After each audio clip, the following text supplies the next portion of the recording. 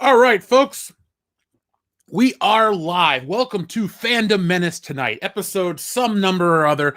I'm your host, Jeff Hicks, and tonight we got a nice show for you, as always. So, we're going to be talking about Rian Johnson. We have the editor of The Last Jedi. Talk about how Rian Johnson tried to deconstruct Star Wars. Well, guess what, Rian? It didn't fucking work. You destroyed it in the process. We also have some other news, a brief update on the Ezra Miller situation, and so much more. We're going to be talking about Mulan. We're going to be talking about a copyright strike on YouTube from a company who copyright struck themselves out of existence. Talk about sweet, sweet irony. And we also have the Flintstones reimagining. So folks in the chat, hail to the chat. Welcome to the Fandom Menace tonight. We have a couple hundred people watching already, so let's see who's here that we can say hello to in the chat. So we have Griffin. Oh, where does it go? I wanted to say hi to that guy. I don't think I know him. Griffin Turbo. Great name. Welcome. Welcome, Dr. Coffindales. Hello, Neff Champion. Jesse's not here, but she will be on her show tonight with Go Big Boar or Go Home. So if you're looking for some mindless entertainment, well, you know that you'll find it tonight at 10 p.m. Excuse me. What time is it there? Midnight Eastern Standard Time, I believe. We also have the Healthy Man, our longest listening fan. He's here tonight. What's up with you, man? Congratulations on where you've moved up in life. So, Facebook buddies, I see you doing your thing. Don't want to dox you, but congratulations. Hello to Jeff Soul, great first name. We have Zero Duality, Rowley Poils. Hello, Doug Krause. Blackie Chan, great name. Cameron Cundiff, Gary Nudo, Russell Gruner, excuse me. Rally Police, there you go. There's another shout out for you. We have Past Master Dan says, hail shitters. Yes, hail shitters. Hail the chat. There's a lot of people. We could be hailing all night long. So, folks, do me a favor. Tell me how this one works out and where you're watching it from. Because if you noticed, we're dual broadcasting. And this is my first attempt at testing out streaming to multiple locations at once. So right now we're on YouTube and we're on Facebook. Now I recommend you join us over here on YouTube because we have the most viewers. It's the most interactive experience. That's what the Fandom Menace, that's what the World Class Bullshitters brand is all about, fan interaction. So just let me know how it's working over there. Shout out to you, Kenneth LaRock. I see you there too, man. People are watching from all over. Center of the Earth, London. You can be in two places at once. Yes. All right. Thomas is watching on YouTube. Anyone watching on Facebook? Like I said, this is just an experiment. Thank you, Chuck E. Cheese. Yes. Save us as well. Now, before we start the show, we had a super chat roll in that I wanted to address from Space Monkey 0899. He says, is it possible to change Corona Man to Corona Chan for your SJW Warriors? Yes, it is. That list is not set in stone. That is just the first list. We'll make an official master list and turn it into a Bible a little later on. But I've taken note of your recommendation before the show even started. And yes, I'll see how it flows, how it feels. Corona Chan. I think Florida Man and Corona Chan would be better because we have too many man characters. It's Superman, Batman, Iron Man, Corona Man, all these man names. Sometimes you need to break up the monotony with the Flash and all these other things. Now, speaking of breaking, yesterday it was breaking news that the Flash's Ezra Miller choked a chick out. Oh, it was 2 days ago now. Shit. Time flies during this virus. Just a quick second. Take it back. It is now Passover. I'm not Jewish, but Jesse is. So we celebrated Passover with a digital Seder. We have another digital Seder tomorrow night and then a real one on Saturday night. So it's a big deal. I'm very excited for her. And but the point I wanted to make, though, is like this whole, quarantine time is throwing everything off for everyone from every walk of life, even me. Sometimes I'm confused with what day it is. I wake up, I'm like, shit, I got a video to make. I got to go live tonight, blah, blah, blah, blah. You guys got it just as bad, probably worse. The essential workers are the ones that have it the worst because you got to go out, you got to wear a mask, you got to do this, you got to worry about stupid people doing shit. My mom's essential, my buddy Dan's essential. And if you're a long-time listener of the channel, you know who Dan is. He used to be on this show. But it's just crazy. So if I ever seem a little spacey or weird, no, I'm not drunk. I only drink for the live streams, don't really have a beverage with dinner. But what I do is I sometimes lose my train of thought because of all the shit that is going on. So, yes, everyone is saying he's a terrible Flash, this, that, and the other. So let me pull up the piece of news I had about him. Where is he at? Because it was just a brief update. Fans, maybe it's on my phone. Let me find that for you for a second. Fans are the ones that are now up in arms, I believe, calling for blood for the Flash. Where was it at? Was it here? No, it was not. So, give me just 1 second. I'm in the Pacific time zone, folks. So that is why this show goes, on at this time. It's only 7 o'clock for me here. And there we go. Here we go, right here. Article information. We'll go to the Independent. I don't know if that's a news source everyone here recognizes as unbiased and fair, but this is one of those stories that really isn't politicized yet, maybe ever. I don't know. But this is just a quick follow-up to the other day. This isn't the title of our show, as you all know, because everyone can read.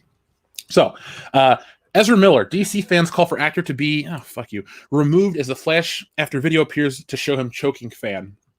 So, before, when we talked about this briefly, it was just, hey guys, this is what happened. Here's the video. What do you think? What do you think will happen? Obviously, we went into it a little more in depth over on the High Council, which, by the way, if you didn't stick around or you didn't watch the show, pay attention to the title. Doomcock joined us. Yes, towards the end of the show, Doomcock joined us.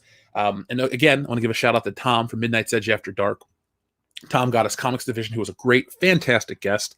He made Doomcock appear, and he brought just a couple good topics to talk about. So shout out to Tom. Hail Midnight's Edge After Dark. Don't forget about Mecha Random 42, Comics Division, and of course, Doomcock. But if you want to hear a more in-depth discussion of Ezra Miller, let me know. But I just wanted to bring this to your attention that says now fans are starting to say we should remove the Flash. Not we, but fans are calling for the removal of the Flash. Like I said previously on X-Men, I didn't think that the Flash movie is ever going to get made. I don't think there's a demand for DCEU properties. Fuck, I don't even think there's a demand for the Marvel stuff as much as everyone likes to, act like there is. Again, not trying to be super duper negative or anything like that. Just the reality of the situation compounded by how I feel about certain things. But that out of the way, I want to know what you guys think. Do you think that there's enough that fans are going to, turn on him there and Warner Brothers is going to respond in kind? I know currently there's a lot of Amber Heard talk. I mean, that chick is in deep shit right now. We can touch on that a little tonight as well. That's going to be a better topic to discuss on the podcast tomorrow night. So 8:30 p.m. Eastern Standard Time, World Class Bullshitters, episode 214. We will be talking about Amber Heard as well as other things. It's not just an Amber Heard show. Prior to her beating up Johnny Depp and finding out what a vile individual she is, maybe we would have dedicated a show to Amber Heard. But the beauty's only skin deep. She's a piece of trash underneath it all for doing what she's done. And it'll be interesting to see how it affects her moving forward. So, anyway, that is with the Flash. People needs to choke Rian Johnson. I would be interested to see if you could get Rian Johnson and Ezra Miller in a cage to fight, but you might be considered an animal abuser because they're both bitches. Hold for applause. Anyway, I am not a Rian Johnson fan, as you can tell, and neither is anyone here in the chat.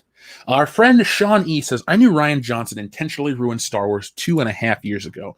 Well, Sean E., thank you for the super chat. Greatly appreciate that, my friend. We've been talking about him, yes, for 2.5 years, and people think, get over it. Well, there's new news. It's not about, just disliking a film. I mean, there are so many fucking movies I have disliked that I can't even remember, like Jonah Hex. You ever heard me talk about Jonah Hex unless I'm making an example of it? No, that's not the case. Jonah Hex is not a film that I've never gotten over. Trying to think of other movies I didn't like. I didn't really like Project X. Am I still going on about it? No, I just didn't like it and I've moved on. Didn't like X-Men Dark Phoenix or Apocalypse. Guess what? Not making content 2 years later. There's a difference, though, and you guys know the difference. It was never about a bad film. Well, it was, but it was also about a lack of respect towards the audience and a denial that the film could possibly be bad. Everyone kept telling us, the first thing, I don't know if everyone remembers this one, is that you weren't smart enough to understand the film, the subtle nuances of The Last Jedi. It's such a deep Star Wars film. It's like poetry. It rhymes. Oh, wait, that's the wrong Star Wars movie. But it's so deep. You just have to know, you have to be smart enough to get it. He didn't. It was stupid. I understood that Leia used the Force to fly through outer space, but it was dumb. Oh, Admiral Holdo. I understood her problem, her agenda. It was dumb. It had raised too many questions, to reference, to quote the Riddler, if you will. Just too many questions. And the biggest question is, how did this film get made? How was it so bad? How did it get through the process? You have to try to make a film this bad. And guess what? They did. We have information from the editor of the Star Wars trilogy. So, 2 editors close to Disney's Star Wars trilogy have spoken against Rian Johnson's Star Wars The Last Jedi, claiming the 2017 movie was designed to undo the franchise's arc. All right, we'll read the rest in just a second. So, even if The Rise of Skywalker was this fantastic film that everybody loves, it would have been a terribly disjointed trilogy. It would not have been something that made sense, because, you go from, we're setting stuff up with Rey, who's this mystery character, this, that, and the other. Oh, she's a nobody, blah, blah, blah. And then it's like they tried to pull the whole certain point of view shit from Yoda and Obi-Wan. Excuse me, not Yoda, Obi-Wan and Luke from Return of the Jedi, which it didn't work. Oh, you're actually a Palpatine, all this other shit. You can't tell me that was the goddamn plan. Who the fuck was Snoke? The more I think about this, and I read this article this morning. I got up, I thought, well, I read it last night technically, but I got up, I reread it this morning. I thought, well, this is today's opener for the show type of thing.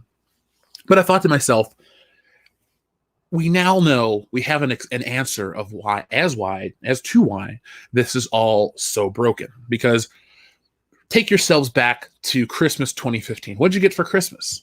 I don't remember what I got for Christmas. Don't care. 2015 was a pretty solid year, but I wasn't really focused on gifts. I was focused on what was taken from me, and that was Star Wars. The sanctity of Star Wars had been ruined. And I know some people will argue, but Jeff, Lucas ruined it with the prequels. He redeemed himself by the end, man. Episode 3, telling you, you can shit on the prequels all you want. You can throw Jar Jars at me, Episode 2 as a whole, but Lucas came back with Episode 3, and it's solid.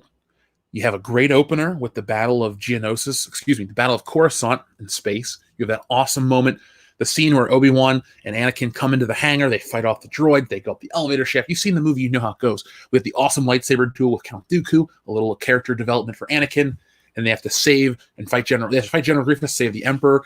It's just an awesome opener, and the movie really just moves along smoothly, and you end and you're happy. I lost something in 2015 with The Force Awakens. We know about it. But then we move forward, and I thought to myself, well, it can't get much worse. And it did, but whatever. But when you're in that mindset of 2015, everyone was talking about, who is Rey? What's her family lineage? I need to know. They were making fan theories. Then they were talking about Snoke and Snoke theories. And everyone's like, well, you hate The Last Jedi because your Snoke theory didn't come true. Your Rey theory didn't come true. I didn't have a goddamn theory. I just wanted to watch. But there were no theories. And we've come to find out, though, that, all your theories were cut down by a douchey little director with an inferiority complex. Rian Johnson's like the ineffectual Napoleon. He's short. I'm sure he's gassy, full of shit.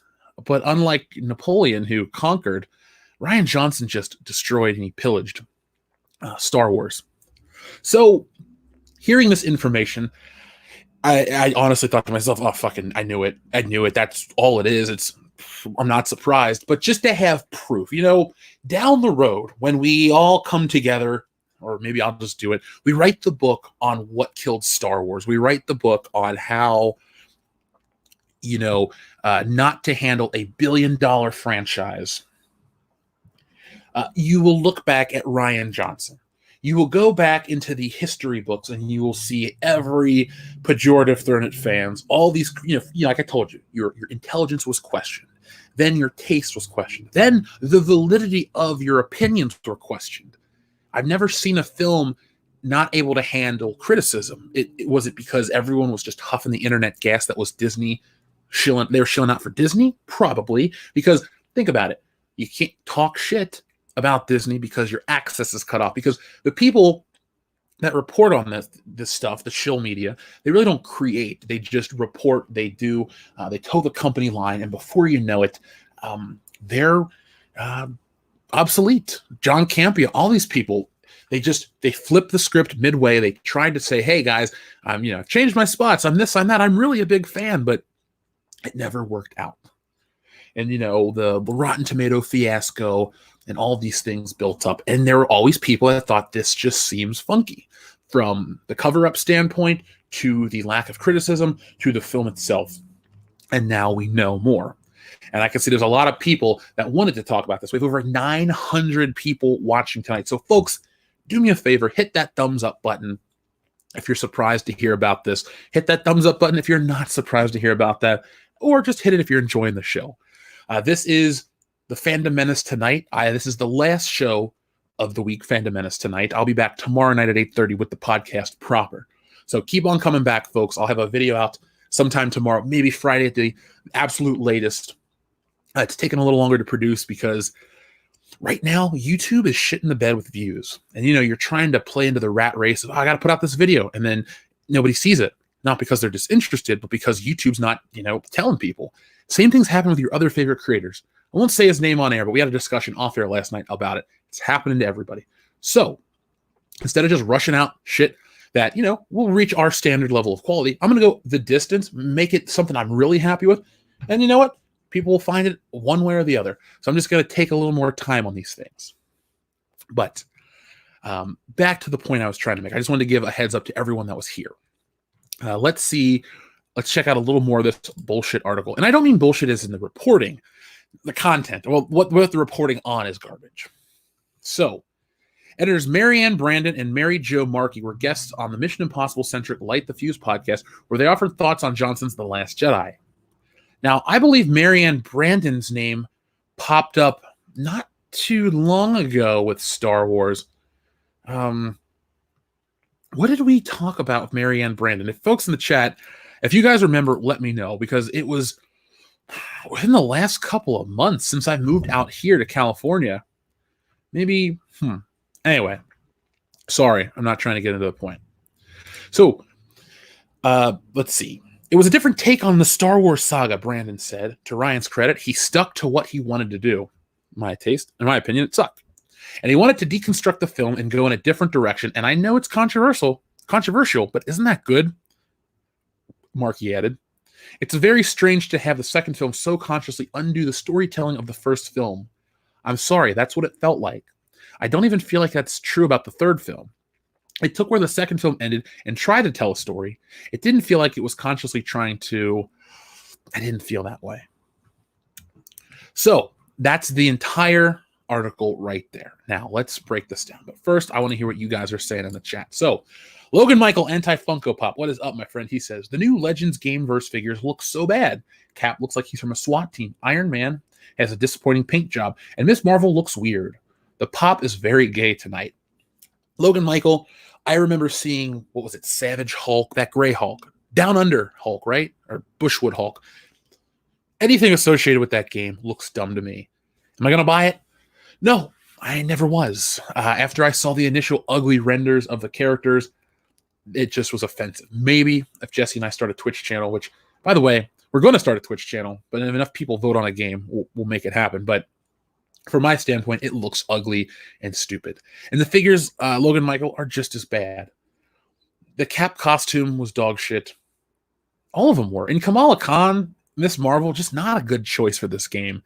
Marvel Legends right now, until the stuff that was revealed at Toy Fair starts to hit the shelves, eventually, if I can get to a store, I'm looking for Red Hulk. After that, I'll wait till the new series of stuff starts to come out.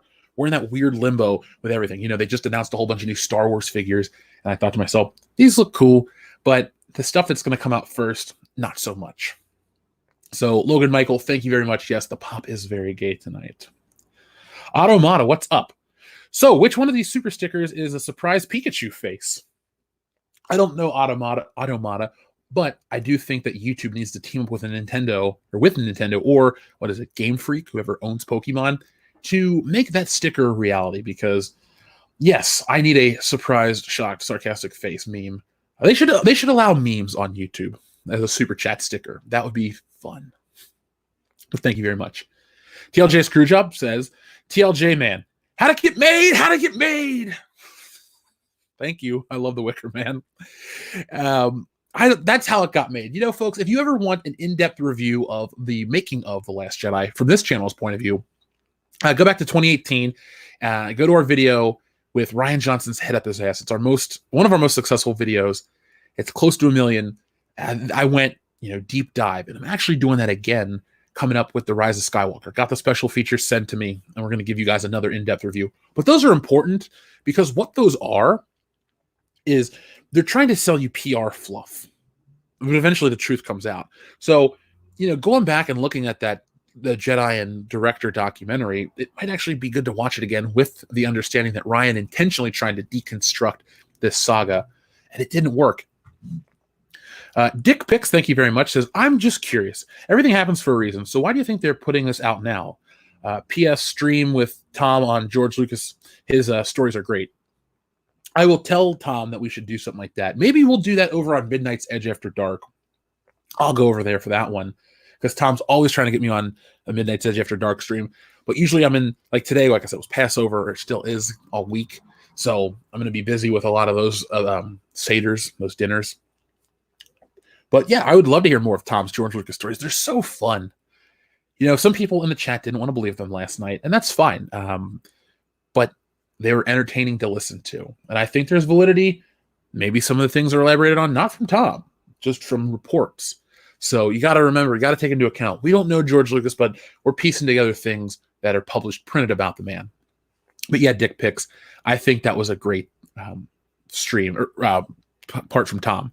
But also, though, I don't know why they would release it now. I think I'm going to make a video talking about this and what would be the case.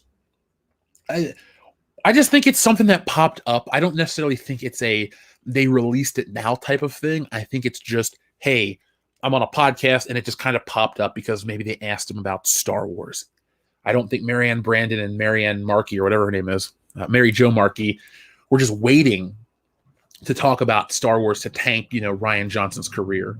Because I think it would be more detrimental for them to just take shots at him as an editor than it would be to just talk about Star Wars naturally. Joey Bryant says, let's not forget hashtag your Snoke theory sucks. Joey Bryant, let's not forget it. Folks in the chat, let's not forget it. Press 1 if you remember hashtag your Snoke theory sucks. I do, and I thought it was just irrelevant to me because I was just a displeased audience member with an entire film.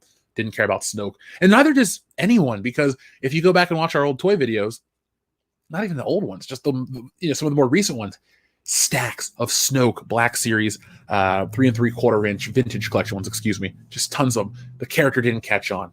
He's like Rose Tico, but burnt and nothing like Rose Tico. John Moran, thank you very much. If it were true, Iger would have an army of lawyers going after Rian Johnson and Kathleen Kennedy for letting this happen. Disney spent too much money to allow the value to crash. Well, see, John, that's actually the perfect super chat to jump back into what I was saying about letting it happen. If you go back and you watch The Director and the Jedi, all of this stuff was through the guy. It's all about how you can fail upwards in Hollywood and how you can bullshit your way. It's not about going in and saying, I want to destroy Star Wars. It's, guys, I want to creatively make Star Wars relevant and change it and make it something that it's never become. Because when you frame it like that, framing is the right word, I believe. But when you frame it in that way, what you're doing to the suits is you're making them hard. They're turgid. They're like new Star Wars, new way, because people are going to think about, I'm going to consume this in a manner that makes it so unique, and they'll want to go back and see it again and again, because I firmly believe they took a measured approach with The Force Awakens, and they knew exactly what they were doing. They wanted it to feel familiar, but slightly different. They wanted to give you the Falcon and X-Wings and TIE Fighters, Death Stars, lightsabers, old mentor character, Han, Luke, Leia, Chewbacca, the droids. They wanted to give it all to you in a movie. I bet you there was not a point where when they made the film, he was like, here's a story I want to tell. Here are the characters that fit. These are my toys, and I'm going to craft a narrative around these characters to sell the movie, then these new characters to either promote agendas or just further move along and promote these new characters to the forefront. Well, first off, they picked the most bland, boring, banal, super Star Wars characters you could possibly imagine. I could list you 25 unique personality traits about Han Solo, but I could only list you 1 or 2 about Rey. what is she? She's a bland self-insert character for an insecure audience that doesn't even like Star Wars. She is dog shit. Simply put, she's dog shit. But the point I was actually trying to get at, sorry, I'm going off on a tangent. I've been working on this video today about Rey, and I'm still a little angry. Excuse me. But, it's all about selling it to the people. And all Rian Johnson has to do is sell it to Kathleen Kennedy. Because, yeah, Bob Iger, when it comes to Disney, we know Bob Iger's the CEO, but Kathleen Kennedy's the president of Lucasfilm. She's the one that's going to be talking to Iger. Yeah, I'm sure Rian Johnson met with Bob Iger. They talked about ideas and stuff together. Positive that happened. But if you go back and you watch Director of the Jedi, which is chock full of behind-the-scenes footage, Rian Johnson has a collaborator named Ram Bergman, R-A-M, not Ron, R-O-N, like Ron Burgundy, but Ram, like Ram, Dodge Ram truck, Bergman. That is his producing partner. That is his guy. And what these people did on the film set is they coddled Rian Johnson. They told him his brilliant ideas were brilliant, even though they were dumb. So at no point was Rian Johnson trying to sell the destruction of Star Wars. In his mind, that's what he was doing. He's the ultimate troll, is what he is. But in reality, he was just trying to, or what he was saying to the people is he was saying, I want to do something brave and new and stunning and bold. And they bought into the hype because these people like Kathleen Kennedy, who aren't the creative types, she's not a visionary like George Lucas. She's not a storyteller like Steven Spielberg. She's not talented like any other director. I don't know, Coppola, Richard Donner, other people. She's not that type. She's a suit, okay? It's like nowadays with Vince McMahon telling stories. Vince, you own the company. You're a suit. Let the writers take over. Kathleen Kennedy wants to feel like she's a part of the process. So, you know what she does? She listens to Rian Johnson's bullshit. She was duped, and she thought these were great creative ideas. So she elevates the ideas. She tells people how brilliant Rian is, how smart, how unique, how stunning all these things are. And the people just were like, all right, well, all these people are saying how great and smart it is. It's like all the people in the media, the shill media, that are like, oh, this film is so unique. Let's do it for a second instead of me trying to remember this shit. Let me look this up. The Last Jedi, not The Least Jedi. It is The Least Jedi. Last Jedi, Rotten Tomatoes. Because we'll read the top critic scores because they want to say what a brave movie this is. This movie, which currently sits at a 90 load internet. Okay, 91% on Rotten Tomatoes. Let's show you guys this. 91% on Rotten Tomatoes and 43% with the crowd. By the way, 1,000 people are watching Fandom Menace tonight. This might be a record. So, folks, do me a favor, hit that thumbs up button and spread the word. Hello to everyone who's watching us over on Facebook, everyone here on YouTube. Of course, I love you guys. But if you're new to the channel, you found us, I don't know, thank you and welcome. But let's take a look at that instead of Luke Skywalker's wrist. While it is a forceful, powerful wrist, I think we should look at something else. So, Star Wars The Last Jedi, Rotten Tomatoes. 91 from the critics, 43% from the fans. Remember how it was supposed to be, oh, the fans are just trolling, they're fake accounts. It wasn't until Captain Marvel where Disney's like, we better do something about this to nip it in the bud. So Rotten Tomatoes changed the way they do business. Awesome. Great. Look at where you can watch The Last Jedi. You can rent or buy it anywhere. I don't think anybody wants to rent or buy The Last Jedi. But of these 91% things, let's see, what are they saying? Wow, man, the Christian Science Monitor just says, fantastic film. We'll love it for the rest of us. It's a tolerably good time. Fanatics will love it. For the rest of us, it's a tolerably good time. I think it's too kind. Let's see. It's for the rest, it's acceptance, the safest path to enjoyment. Excuse me. It's the most visually stunning Star Wars film. The characters speak with elegance and wit, and the acting is often outstanding. It is exciting, cute, tense, melancholy, smart, goofy, unexpected, and occasionally profound. From the Memphis Flyer. So this, to me, the only point I'm trying to get at is this is the type of internal bullshit these people were feeding themselves. Rian Johnson was feeding it to them. It's all a big fart that they're huffing. The smug, if you will. Remember that it was the South Park? The smug level's high. That's what it is. So that is how they got away with this shit. It was never about intentionally tanking it and telling these people. If Rian Johnson, the ultimate troll, was tanking it, he was doing a great job disguising it, because you're not going to go in and tell people you're going to rob the bank. until, you're actually doing it. And you're just going to say, give me the note. Terrible analogy. Moving forward, you duped people. That's all it is. It's one big duping. So this movie is a force fart, says Mike W. This movie is something. It is trash. It's so easy when somebody asks me, Jeff, what's the worst movie you've ever seen in theaters? The Last Jedi probably is that. That or Child 47 or 2. I can't remember the title of it. It's this World War II drama. It was boring. But The Last Jedi hurts. It hurts me as a fan. It hurts me as a Star Wars fan. The only great thing it's done is create the fandom menace and bring all of us together. We all do, Anakin. We all do. So let's see. We had a lot of people. A lot of people are chiming in tonight, folks. Thank you. Wow, 1,057. Hot crowd tonight. Christopher Richshot, thank you very much. He says, my only issue with the prequels was not really showing Anakin corruption. This was fixed with Clone Wars series, and the sequels lack even any sense of redemption. They would have to remake them. Excuse me. I think they should have to remake them. They do. They are very light on the corruption of Anakin Skywalker. It all kind of happens at once.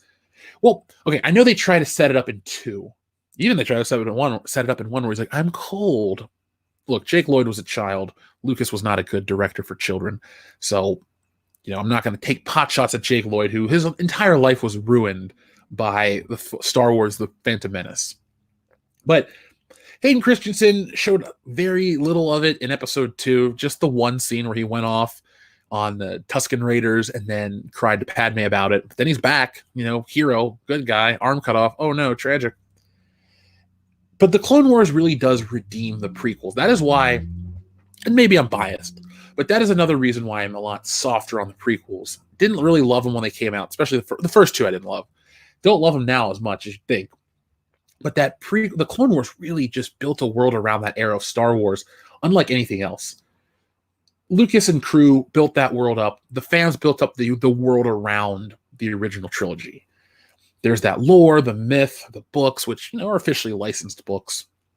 But the first Star Wars is really, the great American myth type of thing. Created, we all grew up on it. It's our thing. It's in our blood. And then the later stuff is more manufactured. And then the newer stuff just doesn't really have a plot. I mean, going back to the point that was made by these editors, Rian Johnson and his deconstruction. I think somebody in the chat earlier said, you have to understand how Star Wars is constructed to deconstruct it. It's like all these chefs on Chopped and Food Network. It's like, hey, I made a deconstructed pancake or deconstructed pie. It's like, yeah, but you're not even proving, like, each element that you've made as a deconstructed pie is dog shit. You're not even giving me hope that if I just put it together myself, it'd be a nice solid slice of pie. I don't get that from Rian Johnson. I've seen Looper. I have not seen Knives Out. I'm very hesitant to spend money on the guy that ruined Star Wars. If I can find it for free, maybe I'll give it my time. But what I'm trying to say is Rian Johnson just never got what made a Star Wars film. And if we go back and watch his old clip where he's like, I want to make a movie that half the audience hates, well, fuck. What do you expect? What do you expect when you deconstruct it and it's just broken in the first place? So I get how people want to say, oh, this is, being artistic. I almost said autist, but well, never mind. Anyway, it's being artistic. It's elevating Star Wars. It's making it something bigger than it ever was. And the thing was, it was great the way it was. I do have problems with J.J. Abrams, but there is a story that the dude was trying to tell, I guess. This does not change my stance on The Force Awakens being a heinous offender of a rehash. It is what it is. Bad for me. And a lot of you out there too. But at least there was a story. This guy just comes in and stops the story midway. And I guess I should be happy he did this because in many ways it made people wake up to the bullshit. They were duped with episode 7 and then 8, just shit in the bed. And they realized what they'd been watching. And then 9 really does suffer. 9 suffers the most because you would say, well, how does episode 7 suffer from Rian Johnson's episode 8?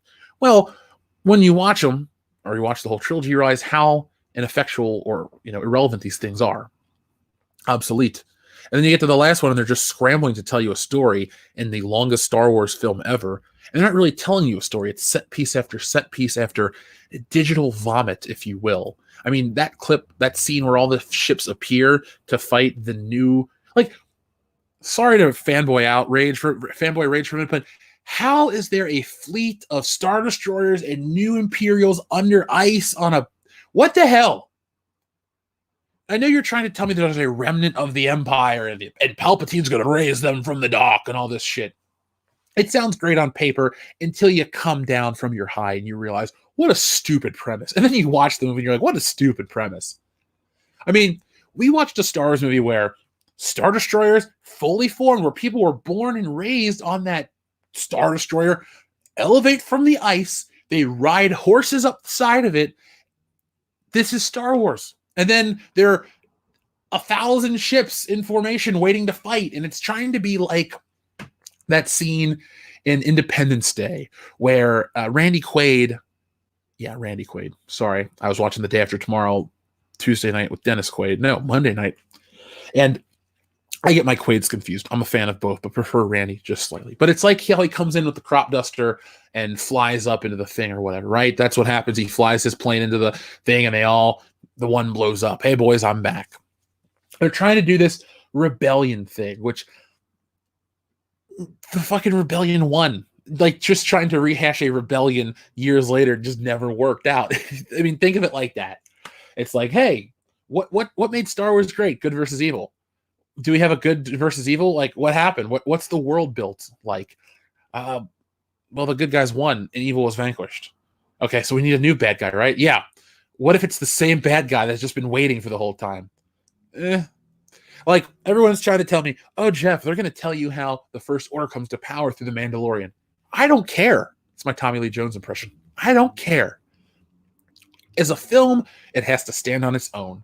You know, I can look here on Jesse's wall. She has a Thor Ragnarok poster. Not my favorite Thor film, but guess what? It stands up on its own. You can watch it and figure out most of the shit from it by watching it by itself.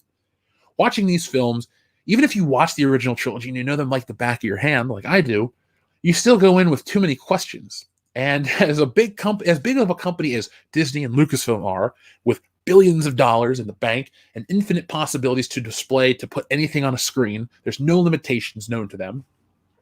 They give us that, and they give us a broken, unfinished story that never even really launched properly. So, but do you get what I'm saying? Like, the next one really did suffer quite a bit.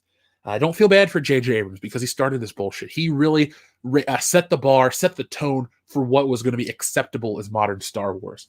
You know, you can blame him for the Star Trek too. It's like, I think there's a shit list in the Fandom Menace of like, we're going to send out Boba Fett, not to kill anyone, just to bring them back and make them stand trial for their crimes. I feel like J.J. Abrams has got to be number 2 on the list. Maybe Rian Johnson's 1 because of what he did intentionally, now that we know. But J.J. Abrams really is responsible for how modern geek culture, not even modern geek culture, let me take that back, how modern franchises are operated and ran. And people look at the success, they look at the numbers, but they look at the initial numbers. And it's like if somebody says, hey, Jeff, here's $1,200, but you don't think of all the taxes you got to pay on it later, or you don't think about the ramifications of what's going to happen if you take that. It's like making a deal with the devil. Eventually, he's going to come back for that contract, and you're going to suffer and die from the hounds of hell. And I'd like to apologize. I've been watching a lot of Supernatural lately. But you get the point. They got blinded by the excitement. We can make all this money up front. Cool. Okay, you're a business. Of course you want to make money. But they didn't have the long game planned out. All I'm asking for is, if you're going to make a movie to make money, fine. I'm not offended by that. You don't need to be a starving artist or suffering. You know, I'm cool that Robert Downey Jr. gets paid $50 million for the Avengers. You know why? Because he made a deal. He cleaned up his life. Well, he cleaned up his life first. Then he made a really sweet business deal, and he's delivered every time. And Robert Downey Jr., even when he's just a face on a screen in an Avengers movie, even though that's not how it is, he's delivering he's firing on all cylinders. The dude brings it, and I can't complain. But the same can't be said, though, about the Star Wars stuff. It's like, money, cool, money, good, fine, but I need a good story to go with it. I need to know that as an audience member, yeah, you're going to put out the toys and the Pez dispensers and the stuffed animals and the bobbleheads and all this other dumb shit. And I'll buy it. But I got to be enthused and I got to be invested in characters. That's not the case. David Hervey, thank you very much for your super chat. David says, I don't know if you guys are going to talk about this tomorrow on the podcast. I saw WWE Brawl for All doc on Vice. Rian Johnson reminds me of a little of Vince Russo, and we are all Jim Cornette. David, I understood that reference, so thank you. We will talk about that. I have to watch it still. Kendo's been sending us links to watch it on YouTube. Somebody uploads it. I don't do cable. It's just not, we don't have it here at the apartment. But I do want to check it out. Preferably tonight, maybe tomorrow morning at the very latest. But we will talk about that, David. For those out there, though, Vince Russo is a writer for the WWF who really, wrestling's scripted. It's not real. They don't really go out there with a shoot. What a shoot fight would be like, a UFC fight where they're just trying to win, beat the shit out of each other until one guy wins. There's a story. Wrestling used to be held to a certain standard. Then Vince Russo comes in and integrates a lot of shock TV, Jerry Springer elements in the 90s and pulls back the veil. And it's very successful at the time. But then it's so extreme that you really can't match it in good taste, and it damages wrestling moving forward. So, David, I hope that was a satisfactory answer for now. We will talk about that tomorrow. I feel like that's another great topic to talk about with the guys, because everyone wants to chime in about that. But I will watch it. I'll get back with you. I got to finish the New Jack one. I've been listening to the podcast, David. I don't know if you're aware of who Conrad Thompson is, but he's a guy who does a podcast with Bruce Pritchard, good old JR, Eric Bischoff, and Tony Schiavone, and Arn Anderson. They're the best wrestling podcasts in the world. I'm jealous that they exist because I want to do those. But he does an extra show with the guys who make the Vice documentaries, and each week he puts out a new one. So I don't know if you want supplementary material, but check it out. I guarantee you'll like it. Chuck E. Cheese, thank you very much. Luminous beings are we, not this crude matter. That is the essence of Star Wars. And what is the Force? We are all a part of it. It is a part of us. I did like how Donnie Yen's character in Rogue One, was a disciple of the Force, but not a Force user. I feel like that's how the audience is. We believe in the Force, and I'm using quotations. We're all disciples of the Force in a matter of speaking, but we don't use it. We don't wield it. That is the Jedi way and all that stuff. And I thought that was a really cool thing. But they also, I think Lucas, though, is just as responsible for taking the mysticism and religion out of the Force, just like that motorcycle's taking the audio quality out of the show. But no, Lucas definitely sci-fi'd it up with midi-chlorians. He talked about, these microscopic organisms in the blood and made the Force a little less intangible. And that took away some of the magic. I know it sounds hokey to say, there's magic in Star Wars, but there is. The Force should never be realized more than like it's the Force. You describe it as such, and then you take the Yoda approach. The luminous beings are we, not the crude matter, or it's this energy force that surrounds us, binds us, penetrates us. All that kind of stuff is good. Not it's creatures in your blood that give you magical powers. That kind of ruined it. And Disney, being this multinational billion-dollar entertainment conglomerate juggernaut, whatever you want to call it, are afraid that they'll turn off other audiences if they decide to lean into the religious mysticism, the Eastern influences, the Western influences. They just don't address it. They don't want to offend China. That's, one of the videos we made, we're talking about Force ghosts and how they didn't put the Force ghosts in the Rise of Skywalker because the Chinese don't want that. And that's, that they think that's their bread and butter market. But Star Wars and China just aren't a thing. It's like you try to get this girl's attention and she gives you a little bit of attention, but then you just keep going back and trying to change your ways and, make yourself how you think she wants you. And at the end of the day, you're no longer yourself. You don't know who you are. Your friends don't like you. She's never been interested. And you're alone. And that's what Disney Star Wars is in China, alone. They leave in 2 weeks. They open to empty theaters. They were never going to be successful. JD 1989, thank you very much for super chat. Rian Johnson, Star Wars isn't a Tim and Eric skit. That's true. That's what happens when you give it to someone who doesn't respect it. Like a lot of these comic book writers who get these properties and, I'm going to write like Dan Slott. I'm going to make everybody Spider-Man but Spider-Man. I'm going to make everybody Fantastic Four but Fantastic Four. That was, I'm quoting Comics Division from last night's excellent High Council episode. But you get all these people that don't like it and they just want to change it for the sake of it. I want to put my own spin on it. When I go to a restaurant, when I go to a chain restaurant, like I'm trying to think of a good chain that people like respect. Okay, weird example, but let's say I want to go have a steak at like Longhorn, I want to get a nice porterhouse. They're fairly good. We'll just say I go to get this porterhouse, but you give me a porterhouse, but you've trimmed off the fillet part and you've used yellow curry as a spice instead of the traditional thing. Oh, I wanted to put my own twist on it. One, you took out the part I wanted the most, and two, that's not what I paid for. That's not what I want. It's not even what I expect when I go to see said thing. Like when I go to see a Star Wars film, I expect to see good, evil. I don't need an allegory for weapons trading and animal rights and child abuse and all this stuff. Like in Star Wars, you're like, what the fuck is this? So JD also says Rian Johnson is the modern Joel Schumacher. See, now JD, I disagree. Joel Schumacher has made really good films and gone back to making pretty solid films. He just made one really bad one, Batman and Robin. Even Batman Forever has moments of greatness, and I did say it like that. Also has moments of stupidity. My point is, Lost Boys and Falling Down are two really solid movies that Rian Johnson has never made anything as culturally relevant as those two films from Joel Schumacher. Now, of course, he's gone on to make other dumb shit. If you would have told me Joel Schumacher made Cats, I wouldn't be surprised. Let's see what else Joel Schumacher made real quick. So let's see. Joel Schumacher. So Joel Schumacher is an American filmmaker that we all know. He made Batman Forever, Batman and Robin, Lost Boys, Falling Down, St. Elmo's Fire, Flatliners. That's a really good movie. A Time to Kill, Phone Booth, The Client, 8mm, Phantom of the Opera, Tigerland, The Number 23, Trespass. Yeah, Joel Schumacher has made a bunch of really good movies and just one really dumb one. I mean, him motherfucker made Car Wash back in the day. That's what he's attributed to on this on Google. So I will disagree about that one, JD, but I do think that Rian Johnson is like, I'm trying to think of a good equivalent for Rian Johnson. It's just, I think Joel Schumacher isn't super fair. So let's see what is up next.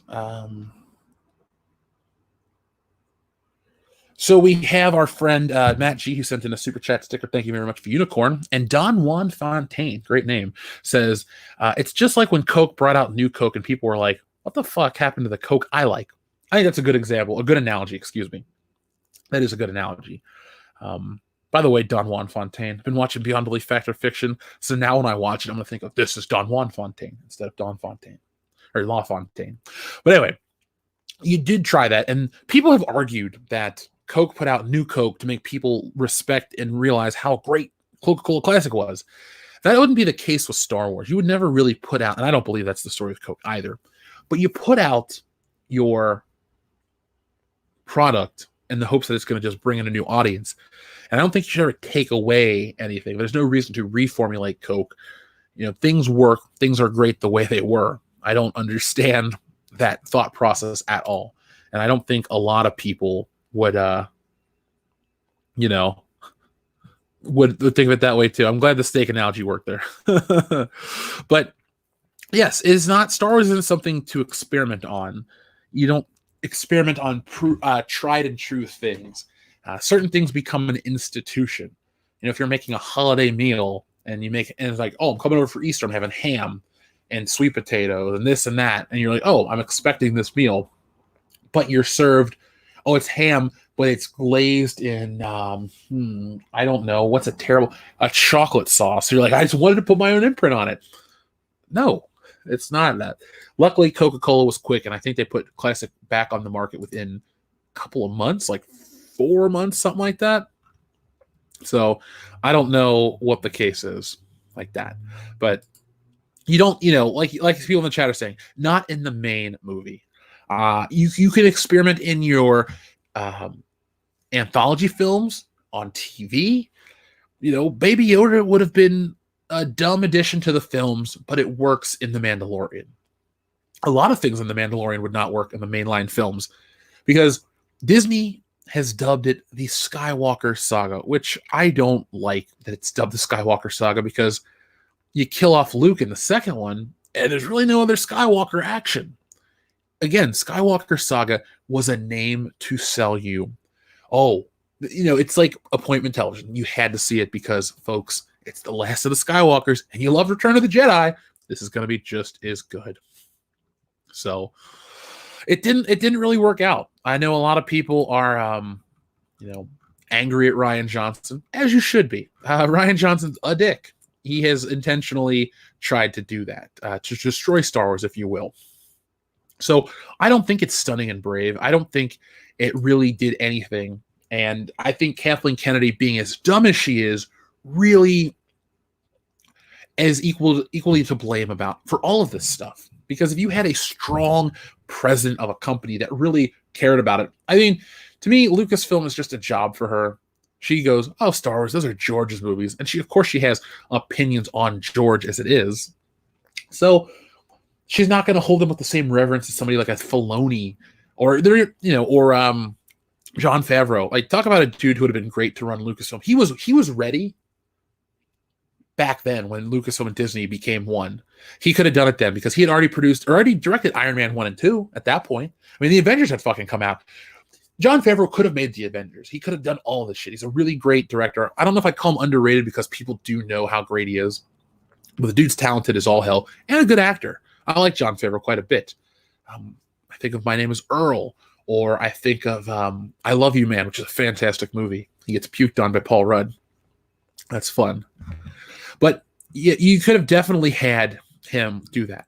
But again, these are just products to people like a Kathleen Kennedy or the people that talk about them in the blogosphere that don't really hold them to the right reverence.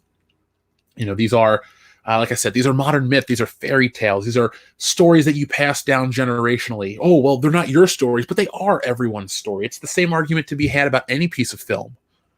Once it becomes successful in the public, everyone interprets it. It becomes a part of their life. When I say Star Wars, you may think of the film, but if you've been a fan of it for a long time, all kinds of memories come flooding back. Like if you say Star Wars, I do think of the first movie, but then I think of all the hours I spent playing with the Millennium Falcon and all my little figures in the backyard in the sand where we were building an above ground swimming pool, and I made that Tatooine. We had all that, or it's just everybody has a connection to it, and everyone's going to have an effect when you change it, because there comes a time when things need to change because they become stale, stagnant, boring, and old. And that's fine. We all get that. We all know, we all don't want boring and old. I believe it's time for Marvel to really change the comedy shtick. Now that we've had Joker be successful, I think we should have a little harder edge in some of these MCU films after, the snap.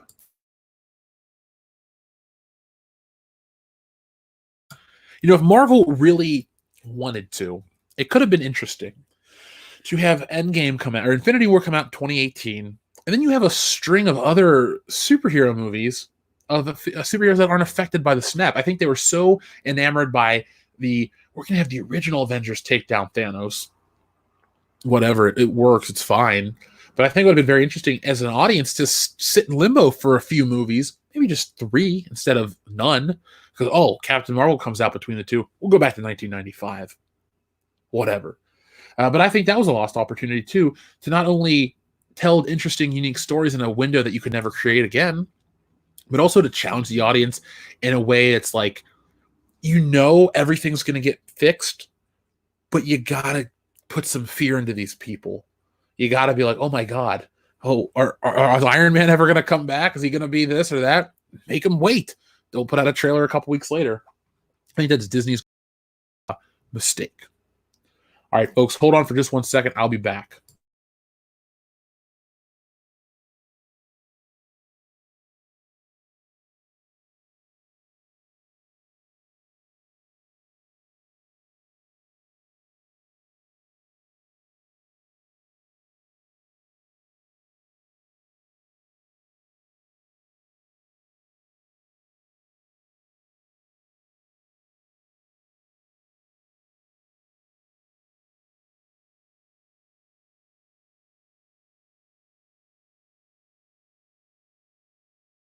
All right, folks, I'm back. I had to go get a drink, but I didn't want to make a ton of noise walking over there.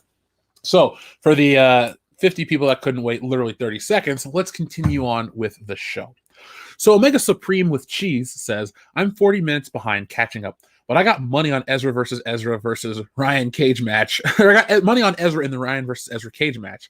That was a solid takedown upon with 2 points on the pin. I think Ezra Miller would definitely beat up Rian Johnson. I think Rian Johnson would try to talk his way out of an ass whooping. I think Ezra Miller was like, "You want to play?" And if Ezra Miller can get his hands around Rian Johnson's pencil neck, which of course he can, yeah, I too think Ezra Miller could take down Rian Johnson. That is not that's not up for debate, and I would put money down on that too. King Arturus says Palpatine saga, end of discussion. Well, first off, thank you, King Arturus. It is the Palpatine saga at this point. It's not necessarily the Skywalker saga. That shit ended with Return of the Jedi. There was no story to tell. The Skywalker saga is the story of Anakin, who wants to be this great Jedi who fell to the dark side out of fear and paranoia, and his son Luke, who redeems him, brings him back to the light side, and lets him die a hero. That's the Skywalker saga, not this other bullshit.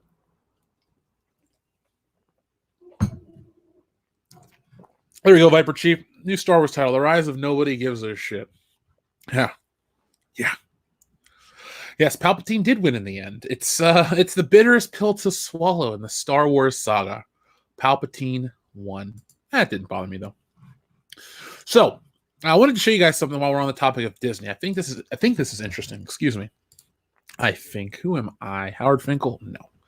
Well, I wanted to share this with you because there's a ton of uncertainty in the movie biz right now. You got theaters possibly closing. You got all kinds of delays, and then sometimes you get some numbers that come back. And I just wanted to show you guys this. This is funny. I might address it again later on the podcast to bounce it off ideas with the guys. I just wanted to show you this really quickly. Mulan has broken a record already, and it just came out.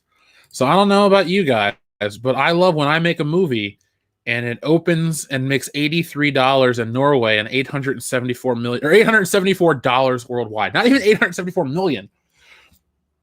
One person could have contributed this. Who knows? Maybe they rented out a theater for everybody. But just briefly, I wanted to show you guys this. $874 for Mulan at the box office so far. I'm gonna guess that Disney will put this out on Disney Plus before the month's over. That's just my guess, though. But no, I thought this was just a fun thing. Let's see. Your friend King of Chairs also says, didn't want to make noise walking to get a drink, but you popped the tab into the mic. Very unprofessional. Hold on. I should get another one and pop it. Oh, man. I got to start popping tabs now on the stream just for you, man. Yeah. A lot of people are laughing. But yeah, King Arturus, the most professional man in the world, Jeff Hicks. But yes, $874. That's not million. It's $874. I still think it made more money than Birds of Prey, bronze-aged Brian. Yes, I think it did. So Mulan will be out eventually, and it can add to this $874 worldwide gross.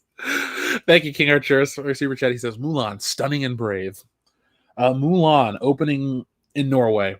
Well, I guess it's like with social distancing here in America, but Ezra Miller's out in Iceland choking people, so he ain't staying 6 feet away. I guess he should get that $1,000 fine or whatever.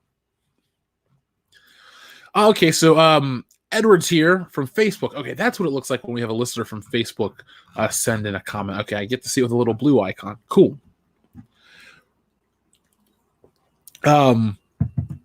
Let's see. Can I recap the stream? I'll do a brief recap at the end. We just came from the Rian Johnson hour. So, folks, if you're curious about the Rian Johnson stuff, that is, you can catch it on the replay, and we'll do a brief summary at the end, possibly. We got a few other things, because Jesse's got a big stream tonight with our friend Go Big Boar or Go Home. So, we were at the grocery store initially, and I know she wanted me to stay and do all the shopping with her, but I'm like, I got a show in like 6 minutes. I got to be on the air. So, made it just in the nick of time. But love the show, love doing this, and I'm happy. So wouldn't trade it for anything.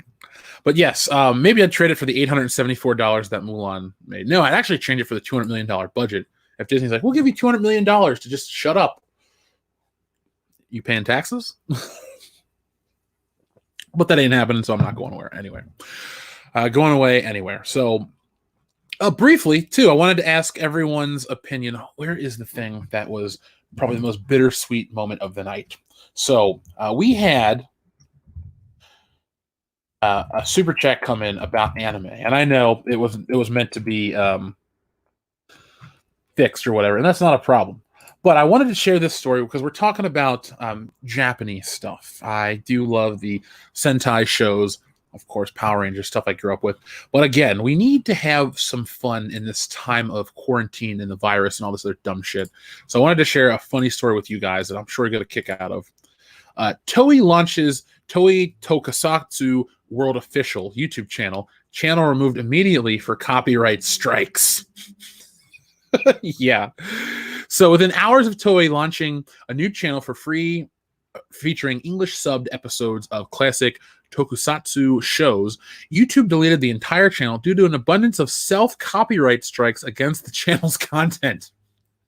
On April 6th, Toei began to upload officially licensed episode of classic tokusatsu Japanese superhero shows that feature an extensive use of special effects, such as costumes, miniatures, pyrotechnics, to the Toei Tokusatsu YouTube channel. Some of the series included whatever, you can read on there. But however, within hours of these episodes being uploaded, the entire channel was removed with an alert noting that this action was taken due to multiple third-party claims of copyright infringement regarding the material their user posted. So, yeah, we could all have a good laugh at this, right? Apparently, Toei, T-O-E-I, whatever, I'm saying it wrong, I'm sure. People were freaking out. But apparently, they're copyright strike whores. They go after everybody. People are like, hey, how does it feel to, get some of your own medicine back? And I just thought this was a really funny story. You talk about, it's like when bureaucracy fails. It's like, oh, the redundancy department is redundant. This, to me, is absurd. Yes, the copyright bots are absurd. We have all kinds of crazy shit happening, and it's like, hey, let's put out some free content for the fans to watch while they're at home. Maybe they'll buy stuff after this blows over. No, we copyright struck ourselves out of existence. So maybe YouTube and Toei should change the way they do some business. Stop using copyright bots. I get it. You need to protect your property and stuff like that, but there is a thing called fair use. And, if you're within the realms of fair use, maybe, you deserve this. You lost out on some revenue for that day. But it is absurd, and it is entertaining. Ooh, Sony Pictures has copyright bots. Well, I don't really deal with Sony Pictures. I don't think they'll be around. I think they'll be around for a minute. If Disney really gets hurt badly by this virus shutting everything down, and Sony wants to be a dick and make a power play, find a way to pull out of some Spider-Man contract and just really hurt them. Like, if you're trying to be the most vicious that you possibly can, then now's the time to attack Disney. Do it. Swinging Cod says Finkel is Einhorn. Einhorn is Finkel. Einhorn's a man.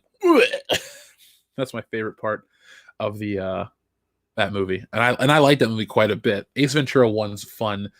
2 has moments. I didn't like it as a kid because I didn't get it, but as an adult, I've gone back to watch it. It's a lot of fun. I think they may have to cut off a finger for that mistake. I don't know if they'll have to do something. They have to eat some humble pie and look at how they do things a little differently. Now, folks, we have something that's going to rile up the audience. I think this will make people mad. Show of hands, and by hands, I mean, just push in one in the chat. Did you grow up watching Hanna-Barbera cartoons? Anything? Any show? Did you watch Flintstones, Scooby-Doo? Any of this shit? You grew up, I'm pretty sure if you're of the right age, you grew up watching some form of Hanna-Barbera entertainment. Was it, Johnny Quest? Johnny Quest is one of my personal favorites. Was it Jabberjaw? You probably grew up watching it. Let's see where the chat is at. I'm seeing a tank tread of ones. All right, so a lot of people, especially if you grew up in America, you grew up on Hanna-Barbera entertainment. Now, if you were like me and very fortunate to be by a theme park, we had Hanna-Barbera Land inside of Kings Island. So you go over to Hanna-Barbera Land, you could see Fred Flintstone and Captain Caveman and Scooby-Doo and all this other shit. It was fun. It was a lot of fun. I have a very special place in my heart for the Hanna-Barbera productions. Now, there's this thing going around. It's this nasty word. You'll have to excuse me if I just have to spit when I say it. It's called a reboot or a remake or reimagining. It happens all the time, and they all stink. Nobody enjoys a remake or a reboot of a classic IP. None of them have worked to be fantastic. Even something fairly new like a Teen Titans, which launched in, I believe, 2003, you had Teen Titans Go, which is gross. A lot of people call it the Cal Art style. I like to call it ugly. And now Hanna-Barbera cartoons have been doing it for a brief moment. They did it with Scooby-Doo. It did not work. They pulled it back. They have a more classic style for Scooby-Doo. But now they've done it for the Flintstones, and it is vomit-inducing. So, again, sit down if you're nervous. Just, there we go. This is the new modern Flintstones. Clearly, Pebbles is on crack. It's a different type of rock.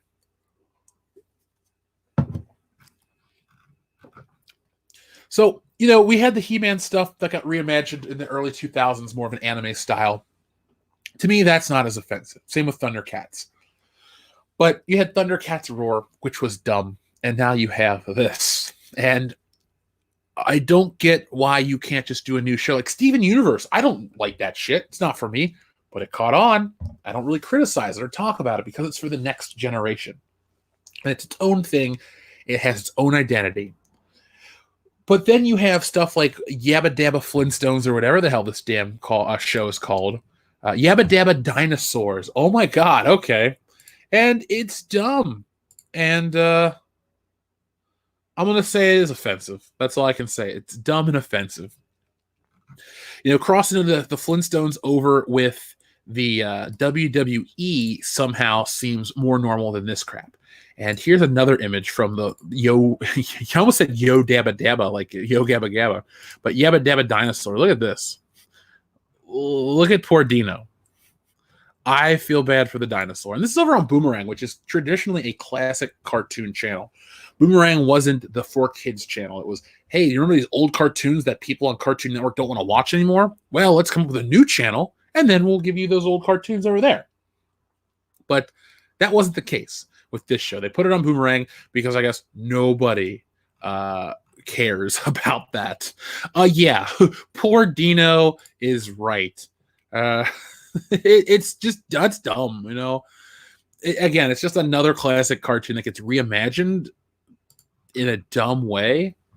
Like, what's wrong with the way the Flintstones looked before? Just do more of that. I don't even like the Flintstones that much. Enough that I care to talk about it, and I've seen a ton of the episodes, but it's all of this stuff with these classic. And here's this woo face. This is another good one to show you guys. It's something that they do. They put in all the cartoons. It's not a conspiracy or anything like that we're talking about. It is really stupid, cheap animation. This is the Thundercats. First off, is he rocking a cell phone right here? Because I don't like Lion-O with a cell phone. But this failed. See, I can understand if it was me not liking something and it was a huge success, but it's a formula. If anything, we're trying to help these damn people out. It's like, don't fall down this path. Don't do it, just don't. There's no reason why this would be, a good idea. MB makes a great point. By today's standards, Hanna-Barbera cartoons aren't PC. So glad I grew up in the 80s. MB, I grew up in the 90s. There was political correctness, but I did catch a lot of Hanna-Barbera cartoons. They did a lot of replays. They wouldn't be considered PC by today's standards. I think there was an episode of Scooby-Doo with the Mamas and the Papas, and they talk about Mama Cass going on that diet eating salad, and you're like, oh God, they wouldn't do that today. But they're still fun cartoons. They're hokey, they're weird. Some of the, obviously they're dated, and the references like, you put some of these actors or characters that appear with the Scooby-Doo gang, and kids today are like, who is that? I know Batman. I might know the WWE and John Cena, but I don't know half this other shit. But I don't care if things are politically correct today. Growing up, when I didn't see, we weren't looking at the cartoons in the blackface like they were back in the 40s, which, holy shit, that's hard to watch. But do the Warner Brothers approach. say, hey, this doesn't reflect who we are as a company, but that's what was acceptable then, but we're not, making excuses for it. And, just put out the entire series the way it is. I don't think Hanna-Barbera cartoons even need that. I think they're so generic. It's like, what does Scooby-Doo propagate that's so bad that kids can't watch today? I mean, yeah, they got high and ate a bunch of food, but the whole state of California does that. It's usually the type of people in California that make this kind of crap too. So double standards, can't have it both ways. Gotta, Anyway, political correctness is the death of entertainment. It's not even the death of comedy or geek culture. It's just the death of entertainment. Because if one person, that's harsh. That wouldn't be today. Acid Blade 21, thank you very much for your super chat. He said, Steven Universe wasn't original. It rips off anime. Well, Acid Blade 21, I was not aware that it ripped off anime, but what I meant is it's like its own show. It's not like a reimagining of something else to try to cash in on an IP. Steven Universe is just Steven Universe, but Thundercats means many things to many generations of people. Same thing with the Flintstones. My uncle's a huge Flintstones fan. My uncle, he will be 60. He's like 58 this year. What did he get for Christmas 2019? He got a Flintstones bed that is shaped like the car, and they kept it in the basement. He's got a sanctuary to Fred Flintstone down in the basement. And it's cool. When he was first diagnosed with his leukemia, they didn't know how long he was going to last, so they took him to like a Flintstone like bedrock park out west, and it had like the house and the car, and he wears the shirts, and he wears orange. He loves Fred Flintstone, and that's his shit. So I think of that, I'm like, man, they just disrespect anything. Nothing is sacred these days in terms of entertainment. So, but Steven Universe, I know there's some weird song in one episode, and I was like, I don't like this at all.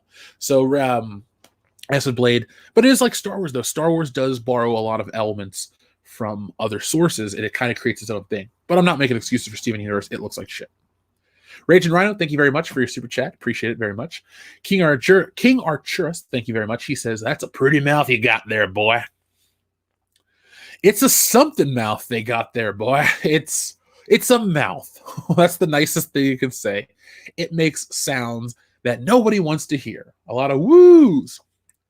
And now, I'm not so like stodgy and old that I can't appreciate. Like, I did watch Flapjack. That was a weird, trippy show. Gumball wasn't for me. Adventure Time, not so much. Gravity Falls, seen some. It's okay at best. But I understand that these things are made for children. But at the same time, like I said, a Steven Universe, these new things, I don't hold them to that standard. But when you do bring old stuff back, because you're only trying to bring back old stuff to get both audiences to watch it. So that's my take. A Clever Fish, thank you very much. He says, Hanna-Barbera, I liked Scooby-Doo, except that monsters weren't real. As an adult, I realized that taught us that people are the monsters. People are the only monsters, excuse me. In actuality, making it more real than ever. That's a valid point. That's a truth bomb right there. As a kid, you're just like, oh, it's just Old Man Withers at the amusement park. But then you do realize that it's the people that are the monsters. Monsters come in all shapes and sizes, but they all bleed red. It's not the shit under your bed that you got to worry about. Or the monster in your closet. It could be your parents. It could be the old man across the street. A Clever Fish, that reminds me of one of the better episodes of Supernatural I was watching, where you see this man get abducted in a parking lot. You think, oh my God, Supernatural, what crazy beast is this? Here it's a bunch of hillbillies that like to hunt people. But the monster of the week was man. And these people were very monstrous, this inbred family. It was a dark episode. It's like that episode of the X-Files with the inbred people. That's one of the darkest but best episodes of the series. So maybe Scooby-Doo just kind of made that point without trying. Because I don't think Scooby-Doo or any of the Hanna-Barbera cartoons were as deep as people would like to think. They were known for reusing old animation and doing all these crazy things to cut corners. But at the end of the day, they just, they weren't as deep as we'd like to think. But that is a very valid thing. And A Clever Fish, I don't know if you've ever seen any of the fan theories where they're talking about, like, I don't like most fan theories, especially with Star Wars, but there's a Scooby-Doo one where it's talking about like how the world economic crisis is causing all these people to fake being monsters to cause all this shit to go down. It's really interesting. It's almost as interesting as I think my absolute favorite one that is not from The Rock is from Pokemon when they talk about Ash being in a fever dream and dying, and how like his mom and dad are separated because Ash is possibly a gay kid and they're embarrassed and all this other stuff. It's like a really deep for Pokemon, and it's this like psychological mind trip, and you're like, wow. And you go back and you watch it, or you go back and you watch the show under a different lens. And so those are the kind of ones I enjoy, that specific one. But the Scooby-Doo one, if you got a chance, a Clever Fish, check it out. It's a lot of fun. I have VRV. I might watch some Scooby-Doo tonight while I'm cooking dinner. Bruce Lombardo, what is up? Thank you for everything this week, man. Bruce says, the litmus tier for being a screenwriter or creator should be watching Blazing Saddles and loving it. Where are all the white women at?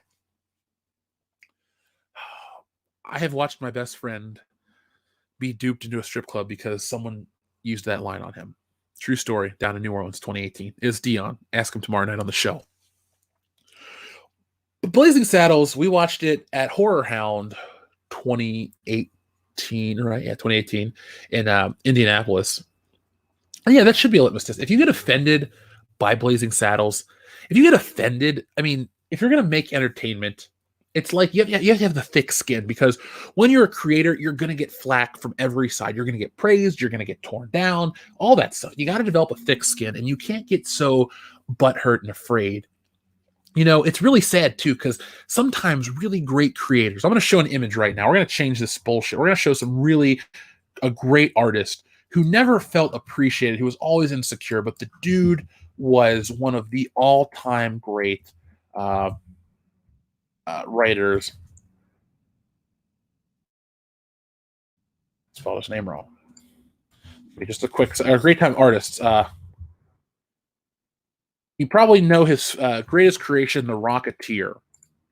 His name was Dave Stevens, and I say was because he has passed away. But Dave was one of the all-time greats. I'm in a Facebook group dedicated to his quality artwork.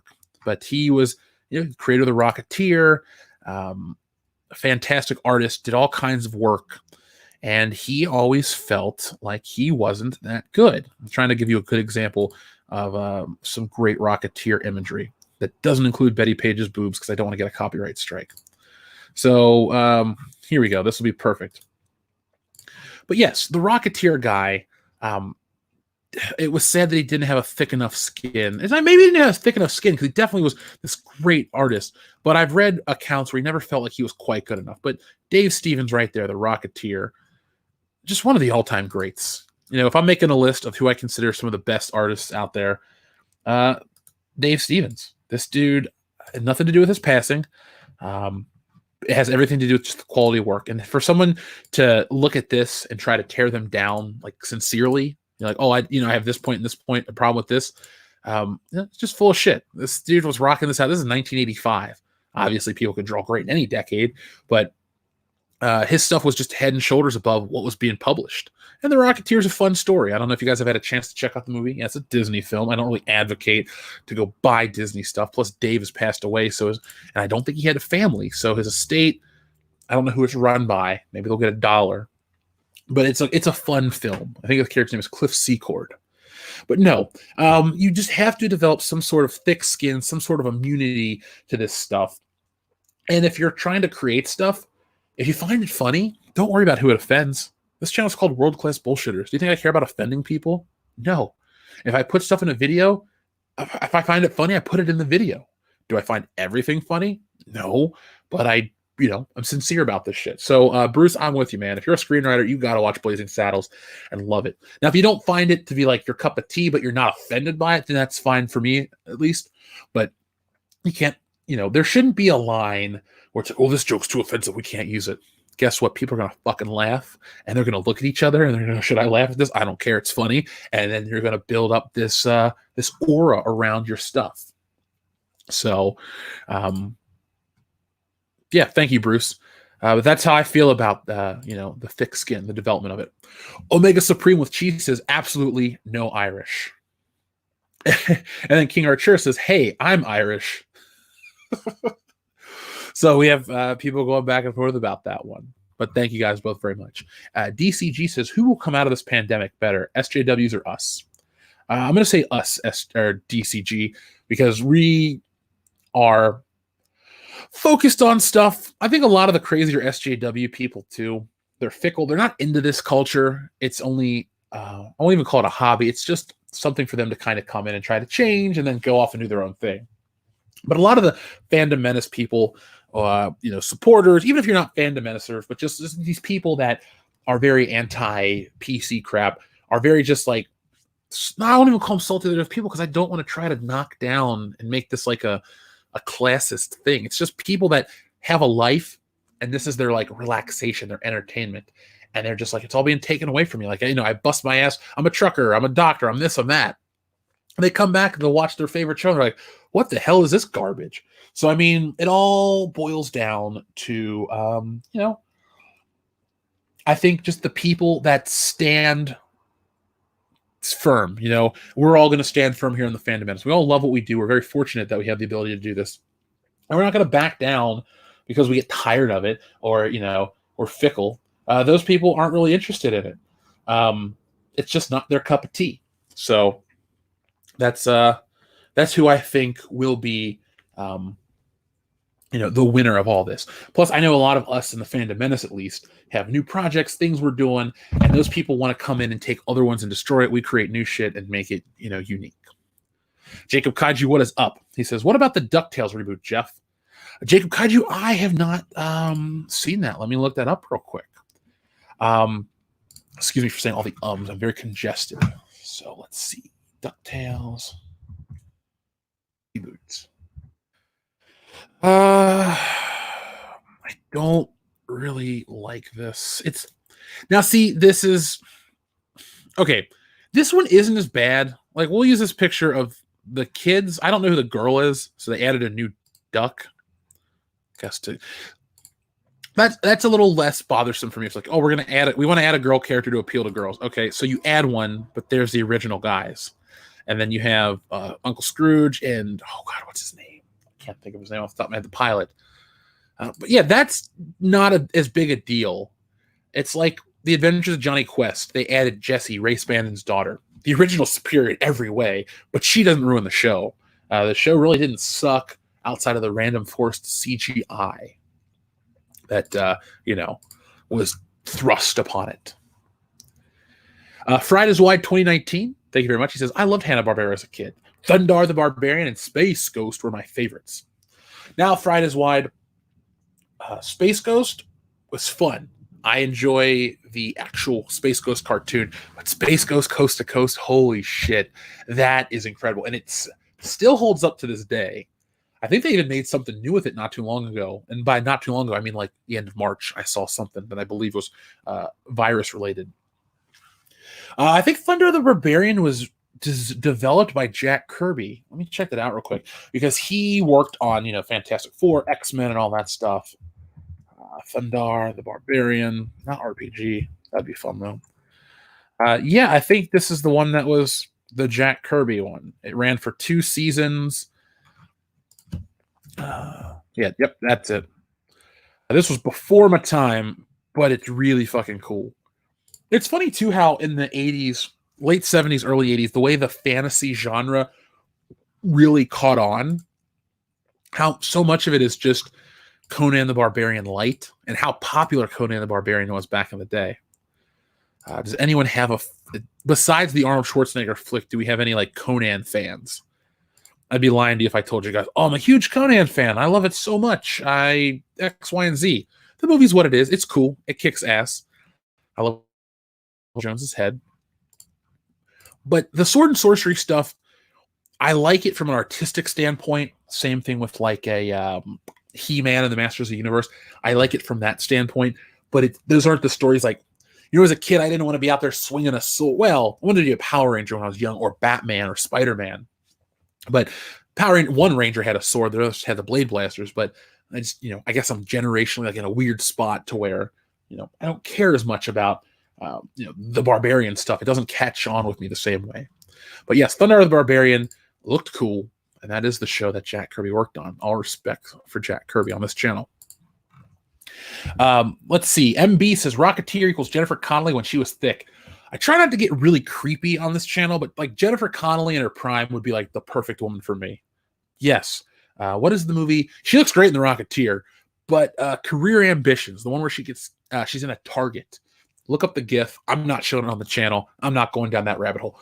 But I am with you, MB. Jennifer Connelly, and she looks great today too. I preferred her at her thicker weight, I guess is the right way to accurately say it. But yes, Jennifer Connelly in her prime, probably the best looking actress. I don't know. In the chat, if you agree, cool. If you disagree, tell me who your favorite actress or actor is in terms of looks. We can talk about that. It'll be fun. I know over on the channel, on the Patreon, we have discussed doing a thing where we rank the hottest women just as for fun.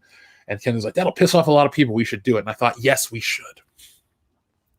King Arturus, thank you very much. I remember watching The Rocketeer and thinking an Iron Man movie would be better. I was right. You were right. Iron Man isn't even in the same league as The Rocketeer. It's from the early 90s. See, The Rocketeer came out when we had like the Shadow, the Phantom, all these like pulpy superhero movies that came out post Batman. Dick Tracy, where Batman was clearly influenced on the way these things were made, or the things that got made thanks to the success of Batman. And you would have a lot of, I'll just be mean and call them like B-list heroes. I mean, I like the Rocketeer and the Shadow and all these things and the Phantom, but I would never call them like A-list. Everybody knows them. They're either an independent creation like the Rocketeer, or they're a remnant of an older era where the character was more popular. Shadow, radio serials, stuff like that.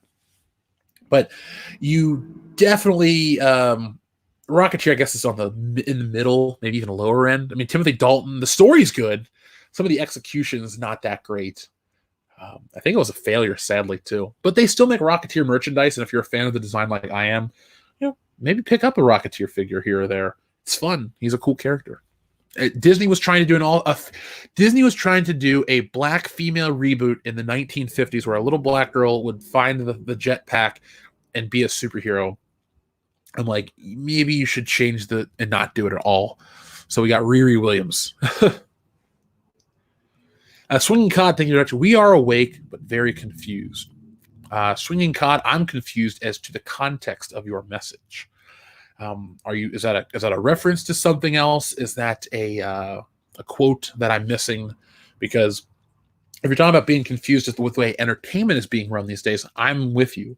I don't get it. I don't know why these things are made the way they are. Apparently, somebody in an office not too far from where I live thinks it's a good idea, but it never is a good idea.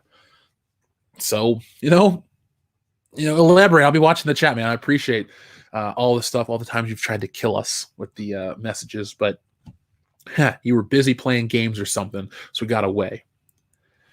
Let's see.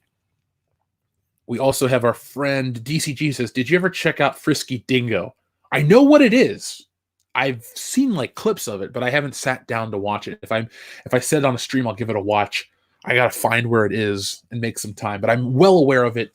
It's weird looking, but I also like Bo, that character with the fighting nose hairs. So I'll watch any cartoon. It's art. A Clever Fish says, couldn't make saddles today. Hollywood's more preoccupied with their own approval of their work than the audience's. Narcissism must be involved. Valid, excellent point right here. It's self-censorship. They can't handle the ridicule. People don't want to be like, well, Jeff, that's too offensive to put out, blah, blah, blah. They want to avoid that. I think being told no can be a good thing. I won't say is a good thing, but can be a good thing. And I think sometimes not being able to have everything the way you want works out better. I'm not saying always, but like with Star Wars, Lucas couldn't do the shit he wanted to do back in the day. So he had to make Star Wars the way he did. And look, it made him a billionaire multiple times over. So the dude, I didn't get my way. Well, sometimes your way isn't what's best for the story.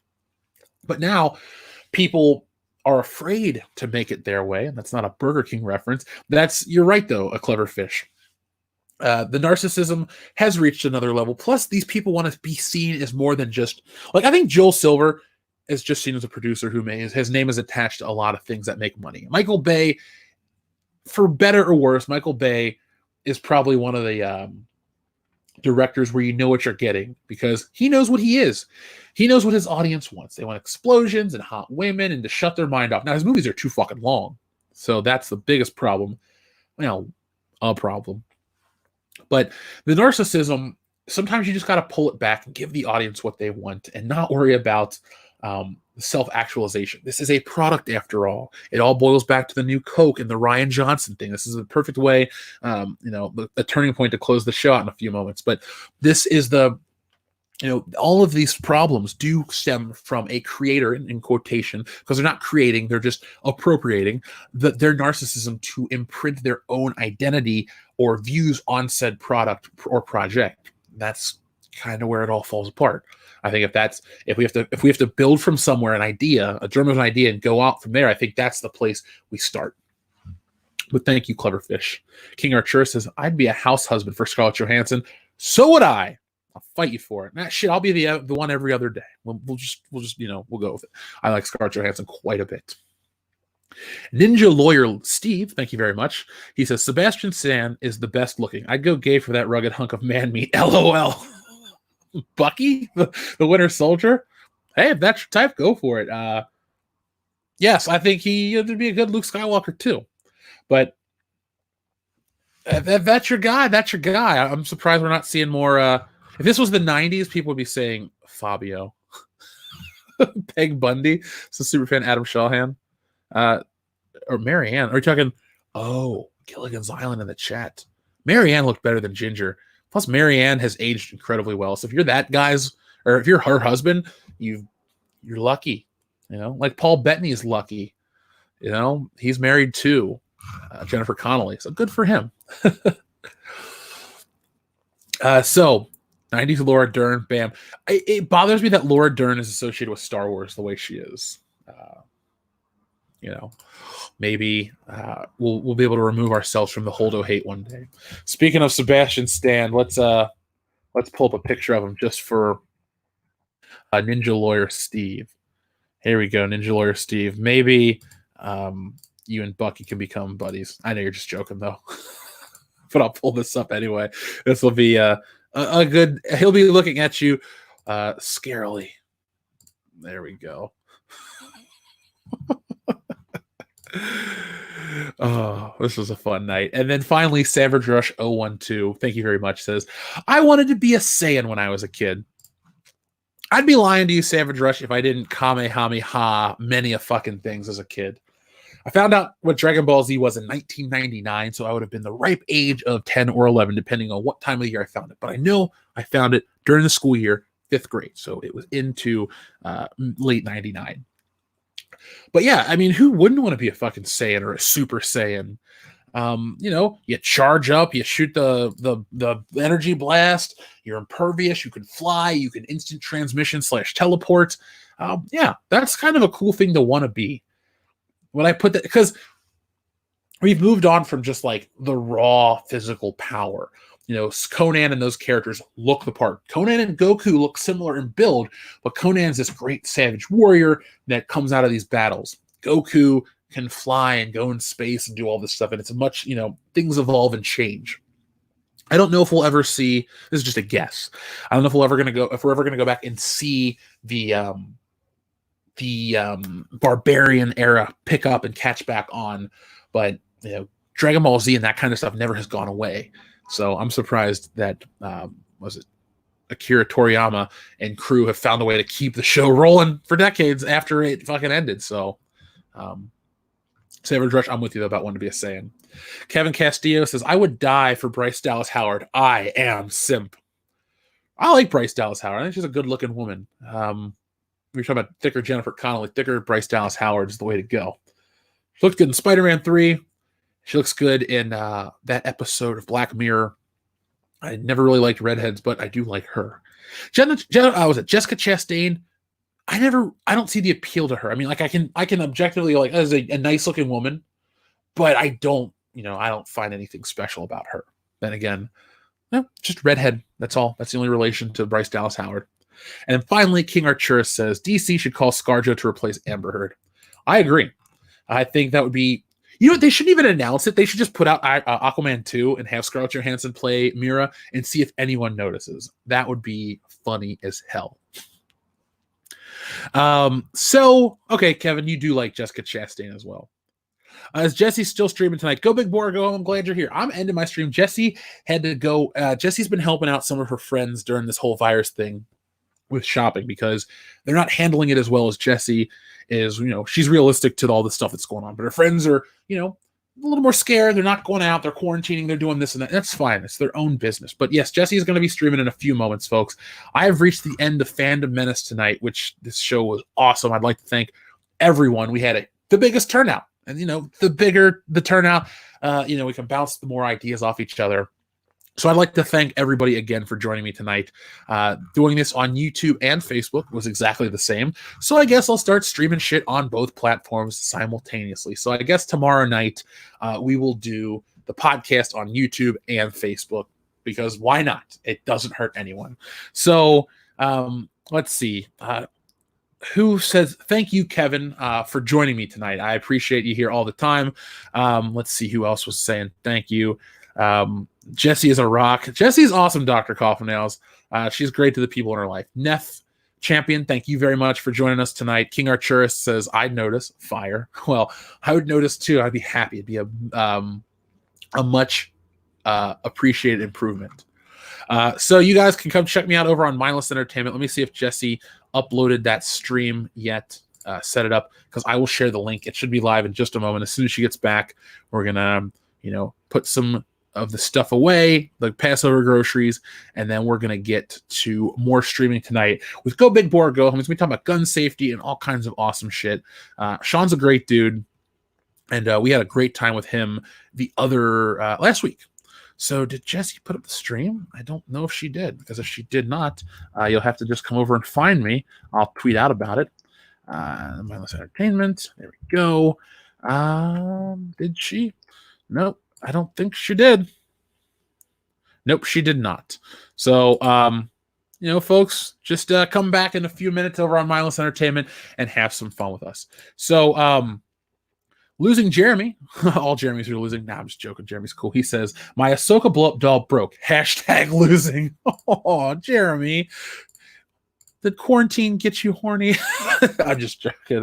Whoa, I can't believe I fucking said that. Oh, recap. All right. ODST 501st member. Basically, Rian Johnson intentionally tried to deconstruct Star Wars and change it for the worse. The editors of The Last Jedi have been quoted as saying, it was a different take on the Star Wars saga. To Ryan's credit, he stuck to what he wanted to do, but he wanted to deconstruct the film and go in a different direction. I know it's controversial, but isn't that good? Marky added. It's a very strange thing to have a second film so consciously undo the storytelling of the first film. I'm sorry, that's what it felt like. I don't even feel like that's true about the third film, but it looks like the second film ended and tried to tell a story. I didn't feel like it was consciously trying to. I didn't feel that way. So that is the recap. Rian Johnson definitely intentionally made Star Wars bad, if you will. He undid what J.J. Abrams did, and it really hurt the franchise as a whole. So, folks, Jessie is now back. She will be streaming in a few moments with Go Big Boar or Go Home. Thank you, folks, for watching. Come back tomorrow for the podcast. Check out the video tomorrow. And as always, folks, be excellent to each other.